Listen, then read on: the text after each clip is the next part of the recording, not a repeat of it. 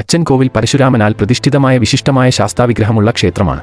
ഇവിടെ പ്രതിഷ്ഠിതമായ ശാസ്താവിഗ്രഹം കോടമലയിൽ നിന്ന് കൊണ്ടുവന്ന് സ്ഥാപിച്ചതാണ്. പുരാണമനുസരിച്ച് ഒരു ജന്മിയുടെ ഗർഭിണിയായ പശുവിനെ കാണാതായപ്പോൾ അതിനെ തിരയാനായി ജന്മി ഒരു മലയരനെ അയക്കുകയുണ്ടായി. എന്നാൽ എല്ലാ പ്രയത്നത്തിനും ശേഷം മലേറിയൻ പശുവിനെ കണ്ടെത്താൻ സാധിച്ചില്ല. വിശന്നു തളർന്ന മലേറിയൻ മനസ്സിൽ പറഞ്ഞു, അച്ചൻകോവിലിലെ ഭഗവാനെ, എനിക്ക് എന്തിനാണ് ഈ വിധി? വിശന്നു തളർന്നു ഞാൻ ഇവിടെ കിടന്നു മരിക്കും. പെട്ടെന്ന് ഒരു യുവാവ് അവിടെ പ്രത്യക്ഷപ്പെടുകയും മലേറിയന് നിവേദ്യ ചോറ് നൽകുകയും ചെയ്തു. ശേഷം യുവാവ് മലേറിയനോടായി പറഞ്ഞു, ഈ ഭക്ഷണം കഴിച്ചാൽ അങ്ങയുടെ വിശപ്പ് ശമിക്കും. അങ്ങ് തേടിവന്ന പശു വീട്ടിൽ സുരക്ഷിതമായി എത്തിച്ചേരും. എന്നാൽ ഇതിന് ബദലായി അങ്ങ് എനിക്ക് ഒരു ഉപകാരം ചെയ്യണം. ഞാൻ തരുന്ന ഈ തങ്ക ഉടവാൾ അച്ചൻകോവിലിൽ എത്തിക്കണം. അതേസമയം അച്ചൻകോവിലിലെ മേൽശാന്തിക്കും ഒരു സ്വപ്ന ദർശനം ലഭിച്ചു. തങ്ക ഉടവാളിനെ സ്വീകരിച്ച് ഭഗവാനെ പൂജിക്കണമെന്ന് ദർശനത്തിൽ ഭഗവാൻ നിർദ്ദേശം നൽകി. മലേറിയൻ തങ്ക ഉടവാളുമായി എത്തുകയും നാട്ടുകാരും മേൽശാന്തിയും ചേർന്ന് അതിനെ ഭഗവാൻ പ്രീതിപ്പെടും വിധം ക്ഷേത്രത്തിൽ സ്ഥാപിക്കുകയും ചെയ്തു. അച്ചൻകോവിലിലെ ശാസ്താവ് വിഷഹാരിയായ വൈദ്യനാഥ ഭാവത്തിൽ വിശ്വാസികൾക്ക് ആശ്രയമായി കുടികൊള്ളുന്നു. ക്ഷേത്രത്തിൽ പാമ്പുകടിയേറ്റ് വരുന്നവരുടെ ജീവൻ രക്ഷിക്കുമെന്നത് ഭഗവാന്റെ മഹിമയാണ്.